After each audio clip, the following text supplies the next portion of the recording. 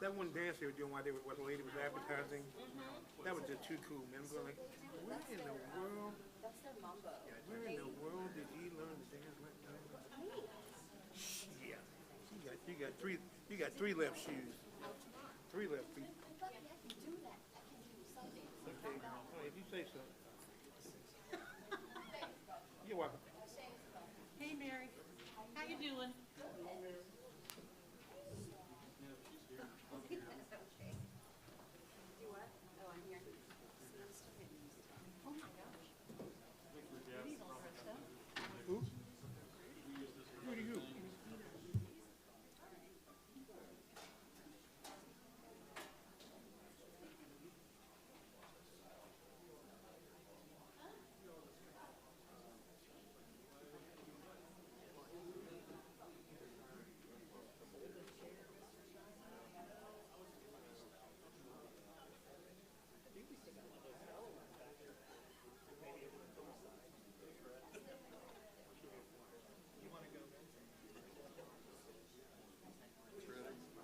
Ready? Okay.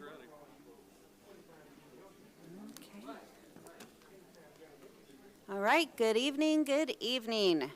Thank you for joining us tonight for the March 9th Public Board meeting. We are going to join in a moment of reflection.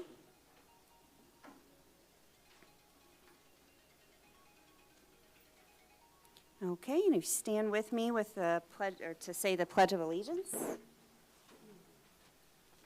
pledge allegiance to the flag of the United States of America and to the republic for which it stands, one nation, under God, indivisible, with liberty and justice for all.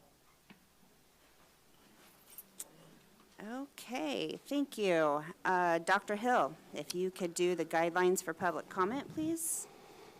Thank you. The Anderson Community School Boards of Trustees voted to adopt a revised version of the rules for public comment at their May 12, 2025 board meeting. Below is the policy. Meetings of the Anderson Community School Board of Trustees are open to the public in accordance with Indiana Open Door Law. Prior to the board meeting, members of the public can sign up to provide public comment. During the public comment portion of the meeting, the board president can call individuals up signing up to the podium one at a time to speak. Speakers will be asked to state their names, addresses for the record prior to sharing their comments. Generally, each speaker shall not exceed 5 minutes to address the board and cannot give their minutes to anyone else. Public comment should be directed at the board and not individual board members. Shouting, loud statements, threats, name-calling, offensive language, or other improper conduct is not permitted. An employee speaking on matters involving his or her own individual employment matters will be reminded that ACS has a grievance or complaint procedure which have been designated and established to address these type of issues. Those processes provide a more thorough opportunity with greater time allocation excuse me, in which the board members are involved as a step in those processes. Comments concerning individual employees' employment will be deferred to these processes. When appropriate, the board will refer questions to the superintendent. Some concerns may be addressed at the time. However, others may require further research to ensure information provided is both accurate and complete. In those instances, the board or member of the board or administration may be designated, and we'll follow up with the individual sharing public comment to ensure their question or concern is properly addressed. Okay, thank you. I officially call this meeting to order. Thank you, Mrs. Webb. Board, in your packet and in your email, you received tonight's agenda. I recommend that you approve that with no addition. Okay, ask for a motion. Move to approve. Second. Okay, all those in favor say aye. Aye. All those opposed say nay. Okay. Ayes have it unanimously. Thank you. Board, also in those same mailings, in the same package, you've received the minutes of the February 9th, 2026 board meeting. I ask that you approve those. Okay. Anyone with a motion? So moved. Second. Okay. All those in favor say aye. Aye. Aye. All opposed, nay. Ayes have it unanimously. Thank you, Board. Tonight, in answer to, I think Mrs. Wilson, a parent, had asked about Title I parent advisory committees. And I know Mrs. Collette had asked about that at the last board meeting. So I've got a really quick presentation here about what we do in terms of Title I parent and family engagement. And that's an ESSA section 1116 overview and structure. That's the code that dictates Title I and the requirements for parental participation and engagement. So the purpose of this presentation is to clarify the district and building Title I advisory structures, identify the documented committee participation, and confirm compliance. So the compliance section of 1116 is we have to jointly develop a parent engagement policy, develop a school parent compact, hold an annual Title I meeting, and allocate 1% of the budget in Title I to fund that engagement. And our documentation, and I had literally probably 60 different documents that I pull all of his data from. The documentation reflects full compliance with all requirements. We have to have a district-level advisory committee. That structure is Title I parents, teachers, principals, social workers, counselors, and the federal grants director. And the responsibility is to develop district policy, evaluate effectiveness, and recommend annual updates. Each building that's a Title I building has a building-level advisory structure, and that committee is responsible for parent involvement policy revision, school parent compact review, and parent feedback collection. All of our schools do have these, and they are functioning. And I'll go through those here fairly quickly because they're all pretty much the same. But at Valley Grove, they have all the pictures you see are from the various Title I literacy nights, family engagement nights. And that's from Valley Grove, and that staff is the principal, Title I director, staff representatives, and parent representatives. They last met on October 2nd, 2025. The annual meeting and their compact is verified, and they've scheduled their literacy nights. Anderson Intermediate, principal, Title I staff, parent representatives. Their meeting was held September 8th, 2025. So their meeting was conducted. They do have a compact on file, and their literacy engagement events completed. You see, it looks like a pretty fun night. I popped popcorn one night at E2. You may see a picture here, but I still have the popcorn burns from that. 10th Street, and there's some slight variations in composition, but not much. But principal, Title I staff, parent representatives, their documented meeting date was October 21st. They got theirs done early. And they've had their annual Title I meeting, and they do have a compact in place. Erskine, same thing. Title I staff, principal, social worker, parent representatives, they met September 22nd. So they had their annual meeting, they verified their parental compact, and they set their literacy engagement. And you see that's a picture again from one of their nights. East Side, again, principal, Title I staff, literacy data coach, and parent representatives. They met September 12th. They conducted their annual Title I meeting, and they did their parent survey. Parent feedback was collected. Highland, pretty much the same, principal, social worker, Title I staff, and parents. They met August 18th. They have met their annual meeting compliance, and their compact documentation is on file. Edgewood, that's kind of a nice picture. That was somewhere around Christmas time, I think. But their committee was principal, social worker, Title I staff, and parent representatives. They met September 8th. And their compliance requirements are verified, and they have their spring and fall literacy events in place. Anderson Elementary, same thing, principal, social worker, Title I, and parents. And we have the names, but I don't have the parent name permission to list them up here, so we just said parent representatives. But they met on September 2nd, 2025. They had their annual Title I meeting, and they have conducted their surveys. So Just to summarize, 100% of Title I schools maintain advisory committees, 100% conducted their Title I meetings, 100% maintained school parent compacts, parent feedback collected district-wide, and literacy engagement events have been implemented as required. I took a step further and thought, well, now what parent groups do we have that are active that aren't Title I focused? And so schools that currently have what we would call PTO or PTA, and those two organizations are sort of copyrighted organizations, so they call them, parent engagement groups or something, because PTO is an actual corporation. But so the parent advisory groups are actually active at E2, Edgewood, and 10th Street.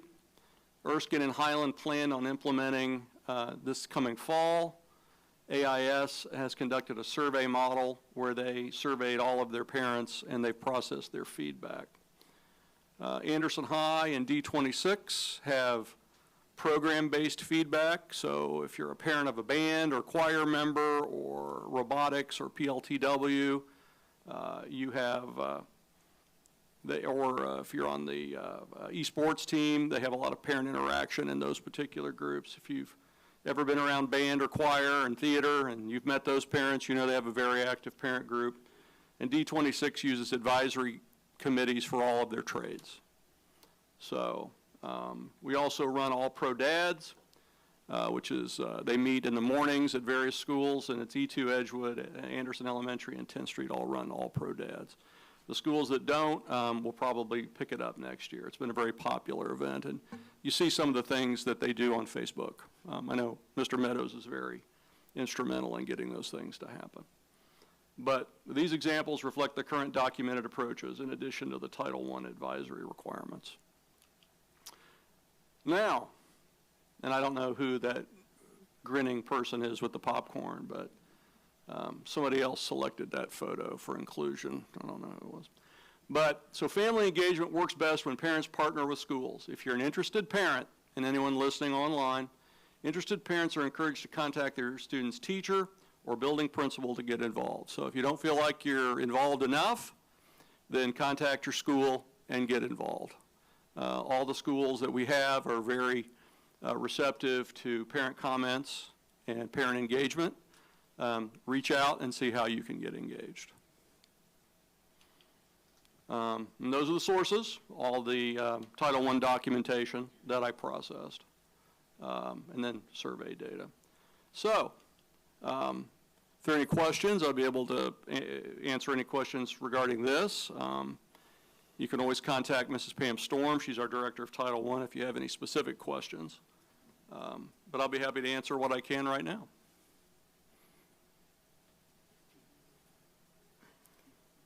Yes. Mm-hmm. Mm-hmm.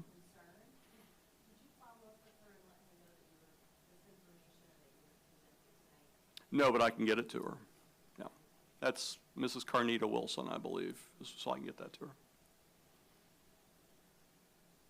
Okay, any other questions from the board or the public?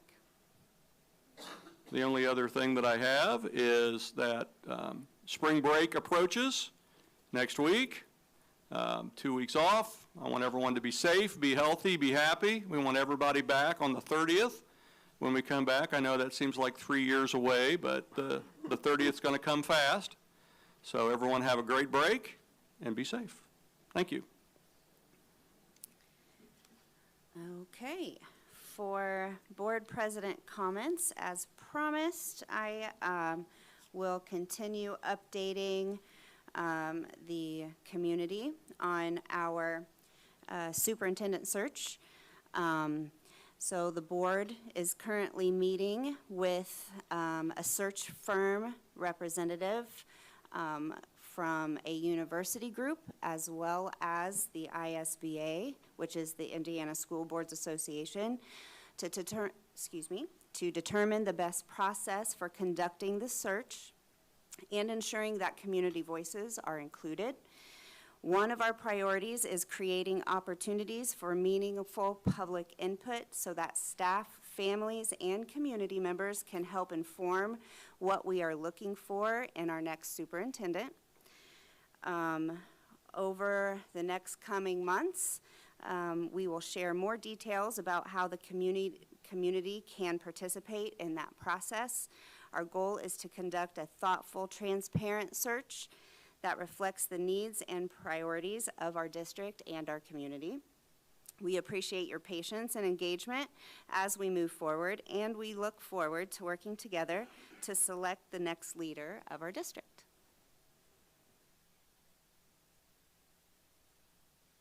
Okay, so let's see here. All right, next is comments from our patrons, and we have two that have signed up. First one, and forgive me if I mispronounce, Avriel Johnson. Ms. Johnson, if you could state your name and any part of the address that you're comfortable with stating, and please try and keep it within 5 minutes if possible. My name is Avriel Johnson. My address is 1917 South Post Road. And Ma'am, would you make sure you're speaking right into the mic so we can hear you? Thank you. Avriel Johnson, 1917 South Post Road. Natasha Burks, 1019 Martin Drive, Anderson, Indiana.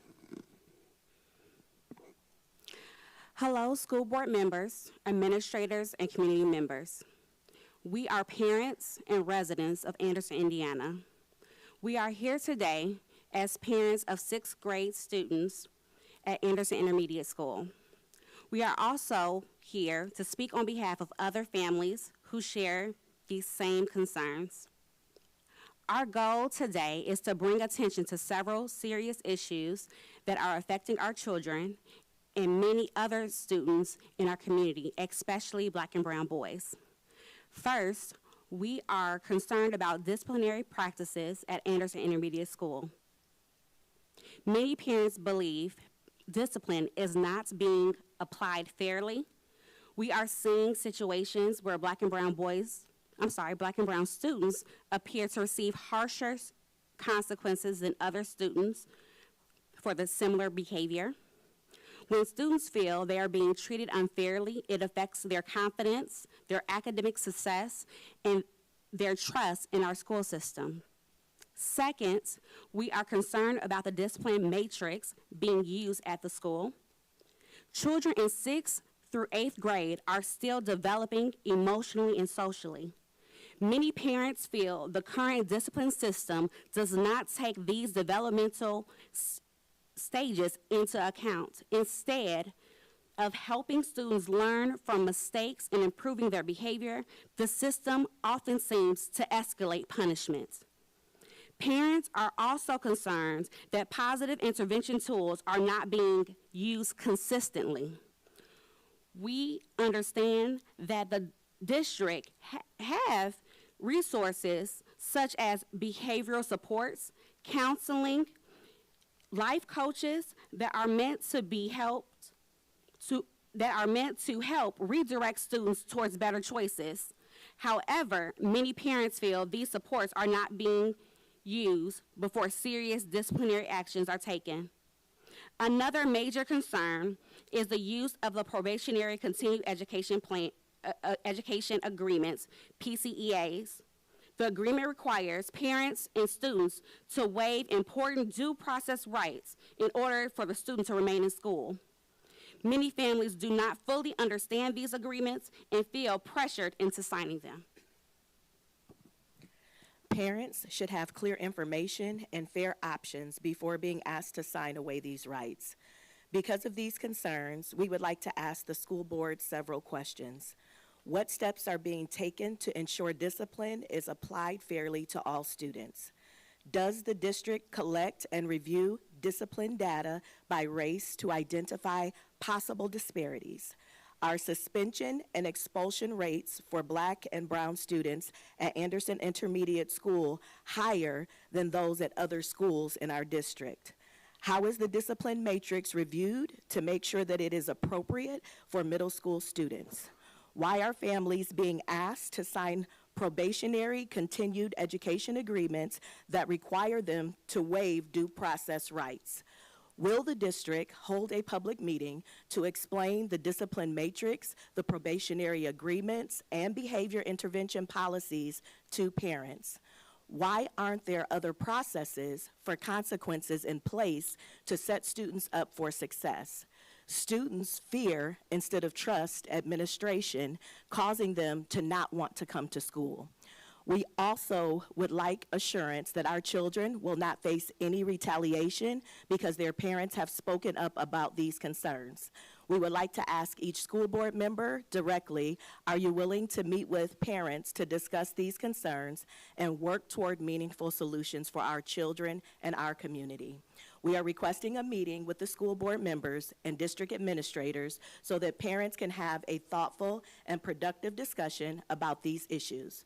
We understand that if the full board attends the meeting, it must be public, and we are open to participating in multiple meetings if necessary. We are also respectfully requesting that diversity of administrators, equity staff, and other appropriate district leaders be present to participate in these discussions. We are submitting this letter to be included in the official meeting minutes. Our contact information is included so that we may be contacted with possible meeting dates and times. Meetings starting after 4:45 would allow parents the opportunity who work to attend. At the end of the day, this is about all of our children.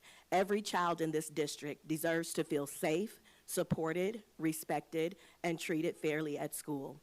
We want our children to succeed academically, grow emotionally, and feel their school believes in their potential. Our children are watching how adults in this community respond. We hope that we can work together to create solutions and truly support all students.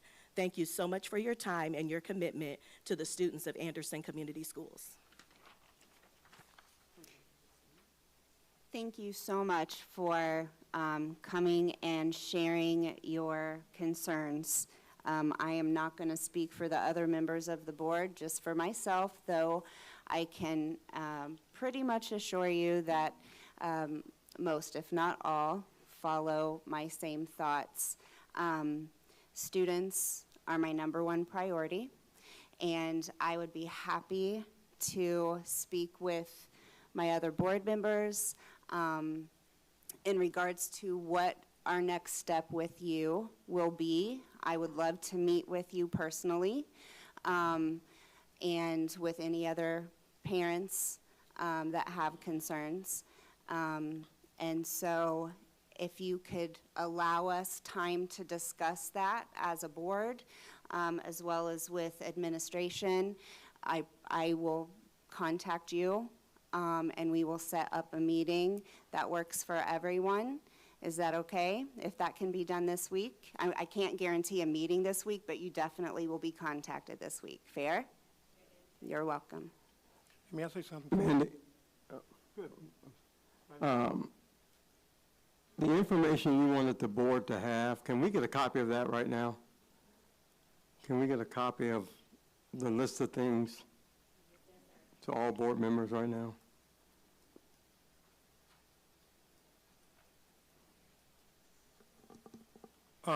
When it comes to discipline, there needs to be documentation of every disciplinary action that was taken with any student. And they should be able to show you a paper trail of all the steps of the matrix that was followed to get them to the point to where they come to this conclusion of being expelled. That should be readily available, and that should be something that you should have in your possession, because if they follow the matrix, that's the way it is. If they not follow the matrix, then that's a whole different problem there. And your parents should have been, anytime there was a disciplinary situation, especially if it were your kid, you should have been notified of that. Is that online? Yeah, it's online, and plus, do they send home hard copies? Yeah. So anytime your kid got in trouble and they were disciplined, you should have gotten a notification of that online and in hard copy. If you didn't get that, you need to reach out to the appropriate administrator to see why not. And I'd be more than happy to meet with you too. There were a few things in there that got my attention. I was trying to write as fast as I could and trying to listen at the same time. But I heard, I think, that discipline is not applied fairly, that discipline by race is not always applied fairly. Probation agreements, I know there's an acronym for that, but I can't remember, are not always understood. Those things are concerning. I would very much like to be a part of any meeting. I will meet with you individually if you would like. I'd rather meet as a board, but I'll meet individually if that's necessary. I think this is something where we value your input, and we want to make sure we're doing things right on our end, and we also want to know how to be supportive of you and your children. So I think a meeting is appropriate, and I would support that. President Webb, Yes. Dr. Cronk, are you aware of any of this information that's been brought before us? No, I'm not. So my question to the family, if you guys can come back to the microphone.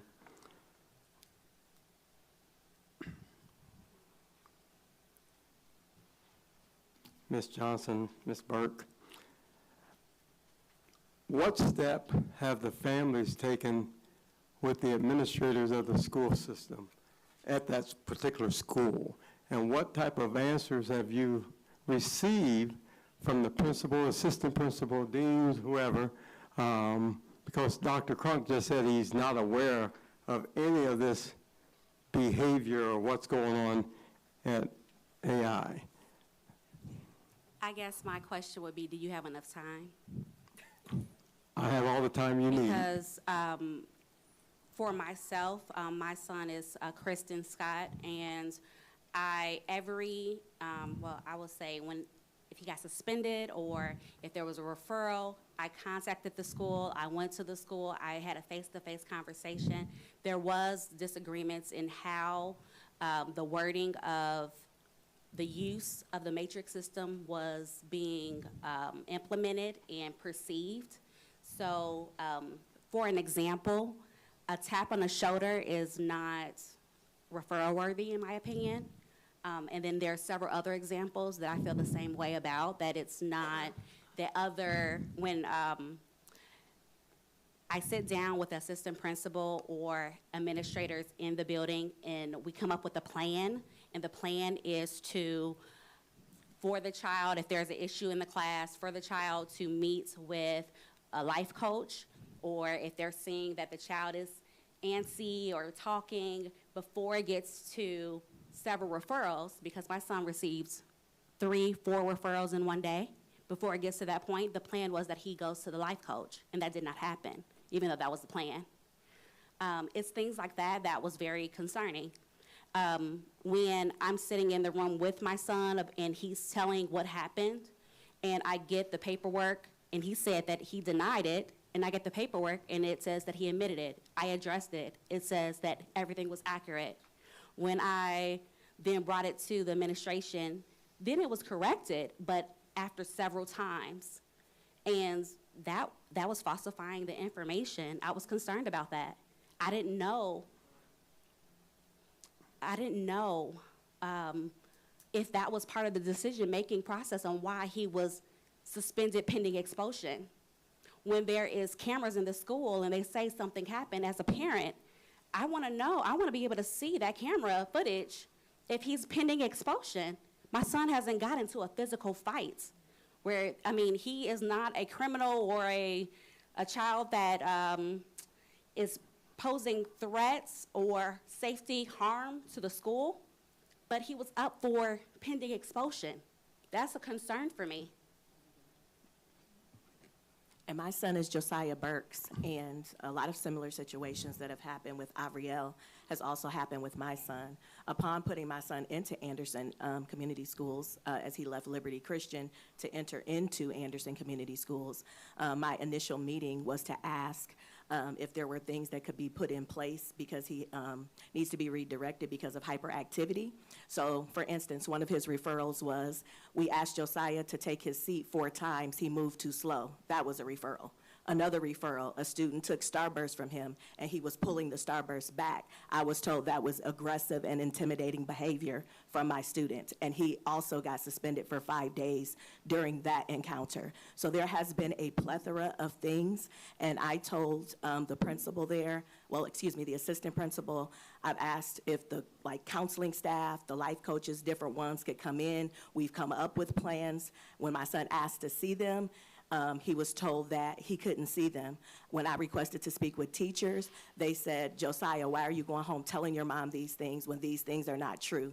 I have yet to hear from his academic teachers who teach him every day on his team, and I've reached out several times via Parent Square and no response. So then I asked about the 504 placement of my son, because he sees Centerstone Counseling inside of Anderson Intermediate School, where he has an active ADHD and oppositional defiant disorder diagnosis. And I asked about him getting the 504 prior, and I asked for the counseling staff to come to the meeting with us. And I was told that there hadn't been a release of information signed and that they couldn't be present to help me to advocate for him. So there has been several things, as Avriel has stated, and we could go on and on, but we know we don't have that time or space, that have been very inconsistent for behavior for a 6th grader, an 11-year-old. Consequence worthy? Absolutely. And he has lost consequences at home. But expulsion worthy? Absolutely not. I don't want to embarrass you or anything like that, but are either one of your kids in alternative education? Now they are, as a result, in the 10-day pending expulsion meeting that we had to come to and sign the PCEA. So currently, they are both in alternative education because of the 10-day pending expulsion for behaviors. But prior to that, they were not. They were in gen ed? Correct. Okay, and then the other piece to that is very concerning.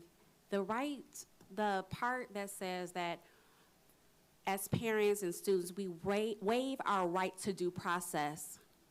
The language, I'm sorry, I said I wasn't going to get emotional with this because it's, as a parent of a Black and brown child, the language is preparing them for prison, and that bothers me.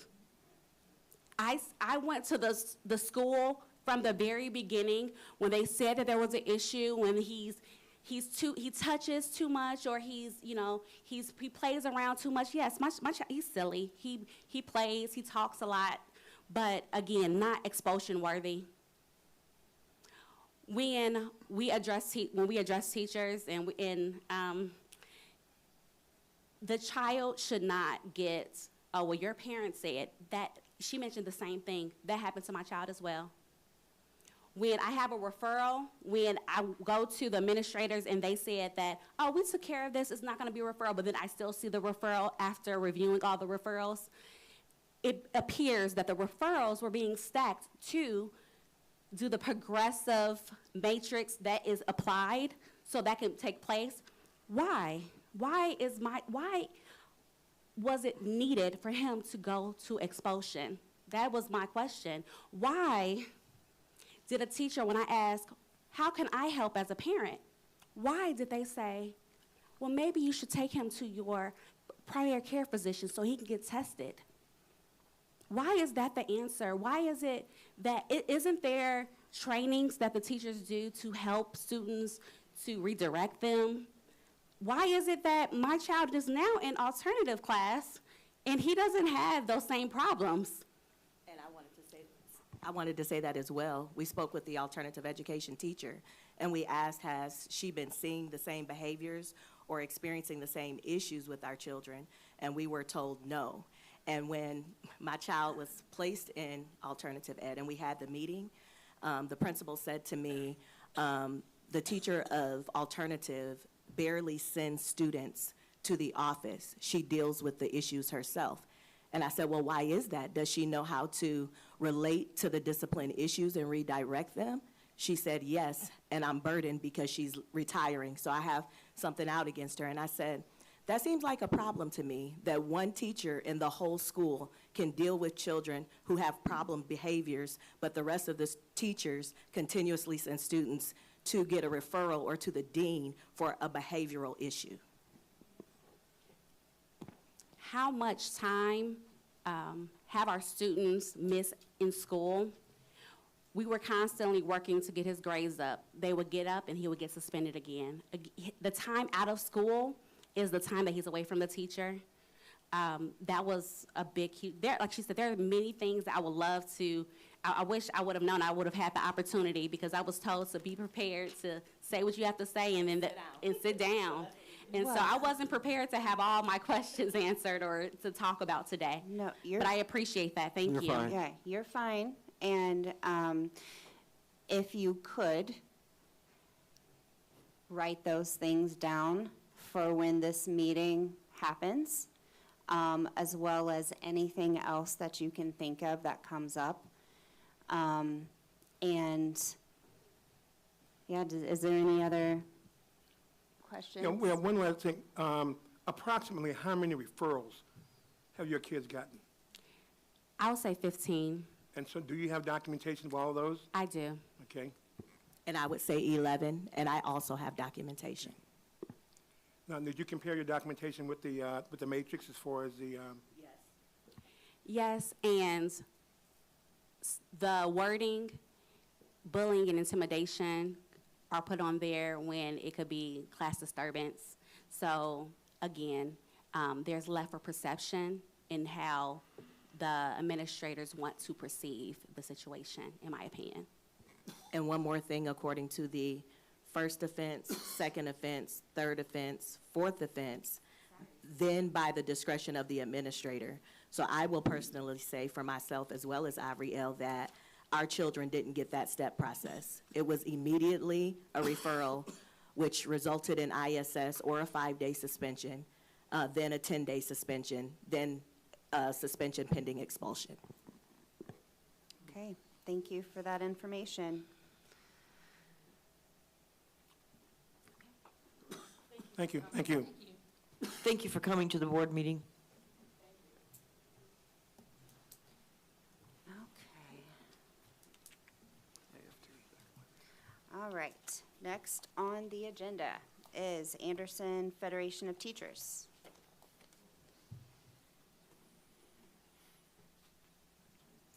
Good evening. Obviously am not Randy Harrison, but he did ask me to read his update for all of you. He could not be here this evening, so he just wanted to acknowledge the appreciation for the ability to speak at the board meeting. And the staffing rounds have been completed in a very smooth fashion once again.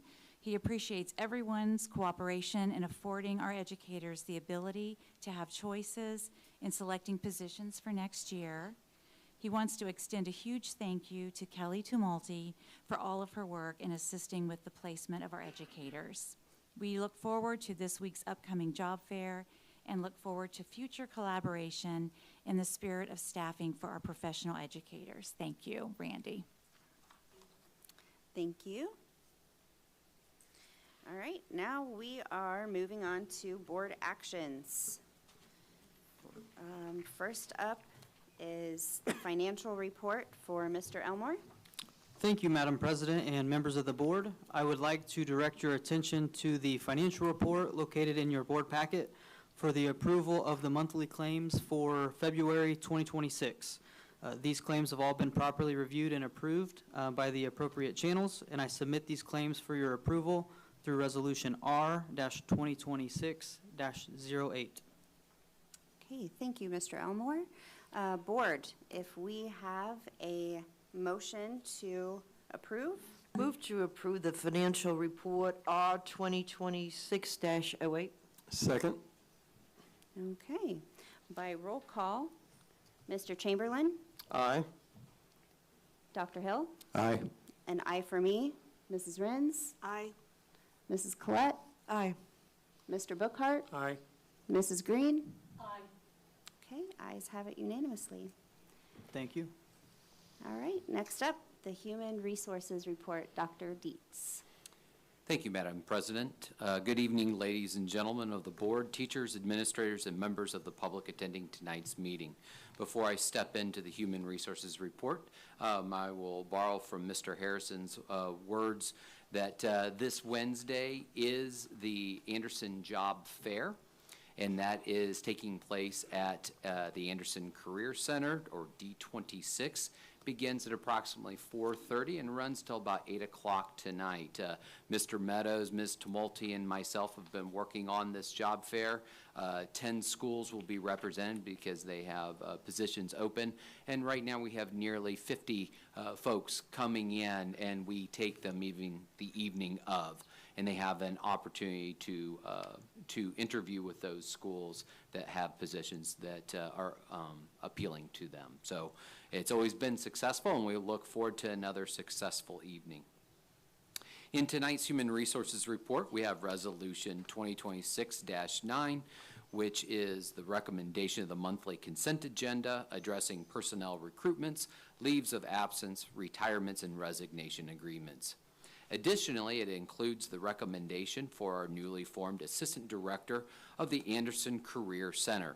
As many of you know, the Anderson Community Schools and the Anderson Career Center, D26, have been thoughtfully evolving and expanding its programming to meet the needs and demands of our community and state. In fact, Governor Braun visited D26 last week. Our committee, made up of 3 dedicated teachers and 2 administrators, are enthusiastically recommending Mr. Rodney Rivers, who comes to us with a wealth of administrative and leadership experience with youth and adults, both in and out of the school setting. I welcome and recommend Mr. Rodney Rivers along with the Human Resources Report. Madam President? Thank you, Dr. Dietz. Should we vote on that first? Yes. Yeah, that's, Okay. okay. Mr. Rivers, will you please stand? You are the recommendation for the Assistant Director of D26. Then we'll have him come up to the podium after the vote. Okay. All right, Board. For the HR report, could we have a motion to approve, please? Motion to approve? Okay, by roll call, Mrs. Green. Aye. Mr. Bookhart. Aye. Mrs. Collette. Aye, although I'm sad to see Dr. Dietz's name on that. Yes, I agree. Mrs. Rins. Aye. An aye for myself. Dr. Hill. Aye. And Mr. Chamberlain. With a name like Rodney, Okay, congratulations, Mr. Rivers. The ayes have it unanimously. Would you please come up and introduce yourself? All right. Good evening, everyone. Good evening. Good evening to the board. First off, thank you for the approval. Also, thank you to Mr. Dietz, Mr. Neal, and the entire interview staff. I just want to say that I'm very excited about this opportunity. I think this is going to be a great chance to lead along some great individuals over at D26. I think with my experience and background, I'm looking forward to serving the families and the students of Anderson Community School Corporation, and I'm ready to make an impact. So thank you very much. Yes, thank you.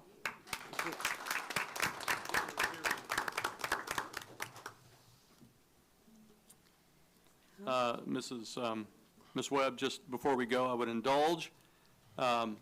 Our loss is Butler's gain, Dr. Dietz. You know, we may find someone to sit in your chair, but no one can replace you. You've been a valuable member of the cabinet. You've led a lot of initiatives. You've done a lot of great things, and we're very sorry to see you go, but Butler's very happy, and in fact, I hung up on them during your reference check. So. Thank you for your service. Yes, thank you. I was going to say as well, I was in Dr. Cronk's office, and one time I also said to hang up. No, I appreciate the things that I have seen you do. I know that you came on around the same time that I was a new board member, and so we have learned about each other together, and just to see your heart for our district and the staff and the students has warmed my heart. I am very sad to see you go, but I know Butler is getting a great man.